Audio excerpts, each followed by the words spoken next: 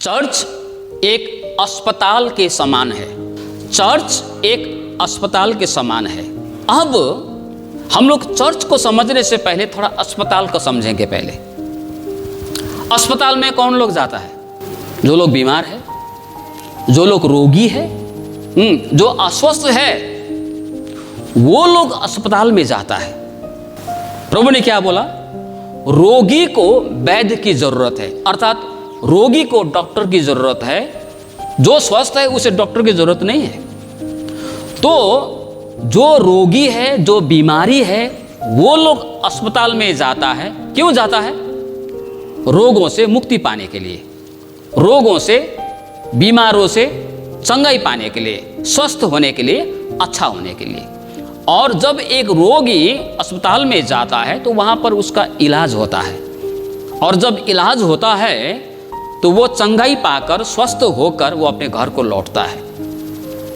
लेकिन अभी अस्पताल का जो दृश्य है, आप थोड़ा उसको कल्पना कीजिए। मैंने भी अनुभव किया, आपने भी अनुभव किया होगा कुछ बातों को। थोड़ा अस्पताल के विषय में थोड़ा सोचना है। अभी मान लीजिए आप किसी अस्पताल में गए, किसी अस्पताल में गए। मैं आज से कुछ समय पहले मैं एक अस्पताल में एक बीमारी से मुलाकात करने के लिए गया था। एक रोगी से मुलाकात करने के लिए एक अस्पताल में गया था। तो मैंने वहां पर क्या क्या देखा मैं आपको बताता हूं। उस अस्पताल में जिस रोगी से मैं मुलाकात करने के लिए गया था, क्योंकि वो बीमार होकर अस्पताल में एडमिट था, अस्पताल में भर्ती था, तो मैं मुलाकात करने के लिए जब गया तो वो बीमारी जो मैं जिसके साथ में मैं मुलाकात करने के लिए गया था, उस बीमारी का जो बेड है, वो बेड को छोड़कर, 2 बेड छोड़कर उधर में और एक बीमारी था। मतलब पूरा कमरा में बीमारी था। पूरा कमरा में 40-50 लोग, बीमार लोग तो वहां पर थे। लेकिन वो 2 बेड को छोड़कर तीसरा बेड में एक बीमारी उधर में था। तो उसको देखरेख करने वाला उधर में एक कोई बैठा था।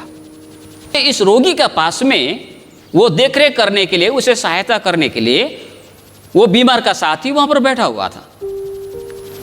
लेकिन मैंने देखा वो बेड के एक कोना में बैठा है और मोबाइल को लेके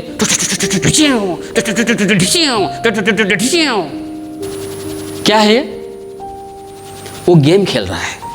क्या खेल रहा है? रोगी को देखने गया है, लेकिन कर क्या रहा है? मोबाइल में बड़ा सा साउंड निकाल के वो गेम खेल रहा है।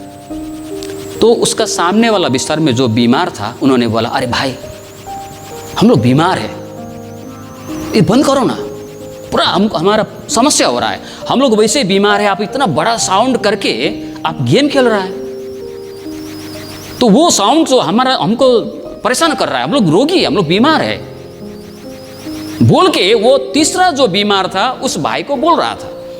फिर मैं निकला तो एक बीमारी को एक नर्स डांट रही थी, बहुत बुरी प्रकार से डांट रही थी वो। तो मैंने सुनने का प्रयास किया कि नर्स आखिर किस बात के लिए डांट रही है। तो मुझे सुनने पर ऐसा पता चला, मैंने जब उस पर ध्यान दिया, ये क्या बोल के डांट रही है, तो मैंने सुना कि वास्तव में नर्स को उस बीमार को डांटने का जरूरत ही नहीं था। डांटने का जरूरत नहीं था। जो बात वो कह रही थी उस बीमारी से, उन बातों को वो अच्छी शब्द से भी कह सकती थी। हाँ, कभी कभी डांटने का आवश्यकता होता है, कभी कभी बुलाने पर भी नहीं आता है, कभी कभी दवाई नहीं खाता है, दिया हुआ दवा को वो सेवन नहीं करता है, फेंकते हुए दिखाई देता है, तब नर्स को डांटना होता है। नर्स को डांटना होता है, नर्स को गुस्सा करना पड़ता है। लेकिन आज के अस्पतालों में कुछ ऐसे नर्स होते हैं जो बिना कारण रोगी को डांट देते हैं, बिना कारण रोगी को गाली कर देते हैं, जिसमें गाली करने की आवश्यकता भी नहीं है ना? क्योंकि रोगी जो है वो वहां पर अस्पताल में उस बिना मतलब का डांट खाने के लिए वो रोगी वहां गया नहीं होता है। वो तो चंगाई पाने के लिए गया होता है, रोगों से मुक्ति पाने के लिए गया होता है। कुछ डॉक्टर्स भी ऐसे होते हैं।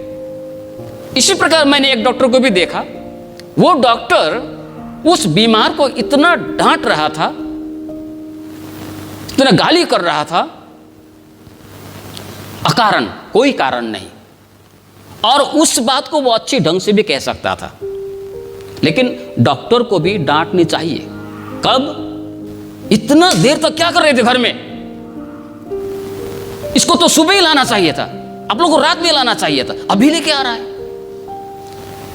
डॉक्टर गाली कर, उसको सुबह ले जाना चाहिए था, रात को लेके जा रहा है। डॉक्टर को कभी कभी गाली भी करनी चाहिए, कभी कभी डांटता भी है डॉक्टर, क्योंकि देरी से लाया, जल्दी लाना चाहिए। लेकिन कुछ डॉक्टर्स ऐसे होते हैं जो अकारण बिना कारण रोगी को डांटते हैं। ऐसा तो नहीं करना चाहिए, क्योंकि रोगी जो है वो अपने आप में परेशान होता है, उसे दर्द हुआ होता है, ऊपर से डॉक्टर का बिना कारण का डांट, नर्स का बिना कारण का डांट और भी परेशान कर देता है। आज अस्पतालों में देखिए कितनी गंदगी है, हद से ज्यादा गंदगी बना हुआ है। ये गंदगी करने वाले कौन है? यदि भी दीवारों में लिखा है यहां पर थूकना मना है। एक दिन मैंने एक भाई को गाली भी किया, ये भी पड़ा अस्पताल में। मेरे आगे गया था, गुटखा खा के थूक दिया वाल में और पूरा गंदा हो गया। बोला अरे भाई क्या कर रहे हो, ये गुटखा खाना तुम्हारा अपना मर्जी है, लेकिन थूकने के वक्त तो थोड़ा देखो तुम कहां हो। बाथरूम में देखो वही गंदगी है, वाल में देखो जहां गंदगी है। तो अस्पताल का अवस्था आज कैसा है? आज गंदगी से भरा हुआ है। इस तरह कई सारे दृश्य अस्पताल में दिखाई देता है कि वास्तव में अस्पताल क्यों बना है? रोगी के चंगाई के लिए। रोगी वहां जाके, बीमारी वहां जाके स्वस्थ होके, अच्छा होके घर को लौटना है, लेकिन उल्टा कई बार रोगी वहां पर जाके और ज्यादा बीमार हो जाता है। जो 2 दिन में ठीक होना चाहिए उसे 2 महीने लग जाता है अस्पताल से घर में आते आते। ये दृश्य अस्पतालों में दिखाई देता है। मैं ये नहीं कह रहा हूं कि सभी अस्पताल ऐसा है, मैं ये भी नहीं कह रहा हूं कि सभी नर्स, कभी सभी डॉक्टर्स ऐसे होते हैं, नहीं। लेकिन कई अस्पतालों में ये दृश्य आपको और मुझे दिखने के लिए मिलता है।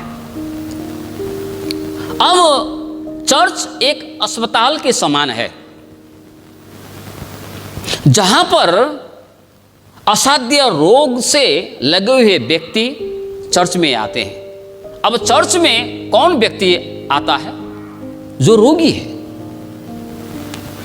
जो खुद को रोगी, मैं रोगी हूं, मैं बीमार हूं, मतलब अस्वस्थ महसूस करते हैं। मुझे आत्मिक रूप में ताकत चाहिए, मुझे आत्मिक रूप में मुझे चंगाई चाहिए, मुझे शरीर में भी चंगाई चाहिए। चर्च में चंगाई भी होता है, आराधना करते करते लोग चंगाई हुआ है। लेकिन आज हमारे चर्च में देखने से हमको क्या दिखाई देता है? चर्च का दृश्य। तभी मैंने आपको अस्पताल का दृश्य दिखाया, अभी चर्च का दृश्य देखें। आज के वर्तमान दिनों में हमारे चर्च भवन मनोरंजन का स्थान हो गया है।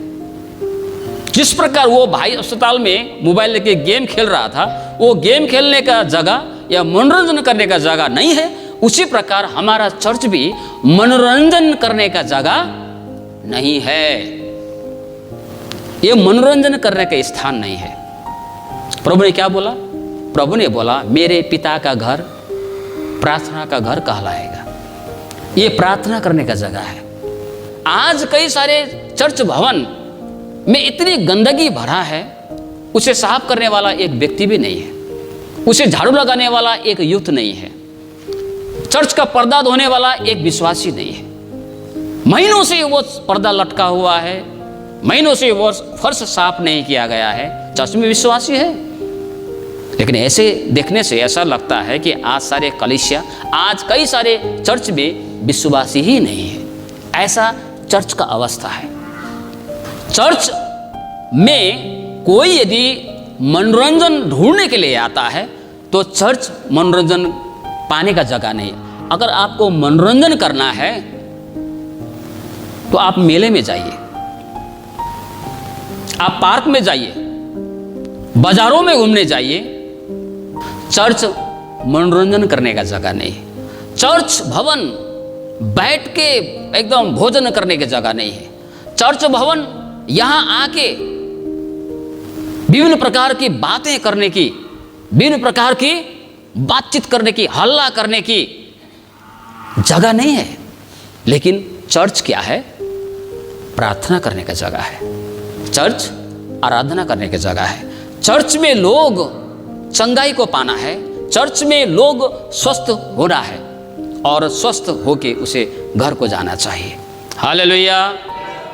इसलिए आज हमें सोचनी चाहिए कि हमारे चर्च भवन की अवस्था क्या है। हमें सोचनी चाहिए। लेकिन कई सारे चर्च में, मैं पिछले बार एक चर्च में गया, कुछ नहीं है। इधर ये गिरा है, उधर वो गिरा है, गंदगी भरा पड़ा है। चर्च में करने वाले कोई नहीं है। कितना दुख का बात है ना। चर्च भवन संभालने के लिए, देखने वाले, झाड़ू लगाने के लिए, उसे सजाने वाला कोई ना हो। कितना दुख का बात है।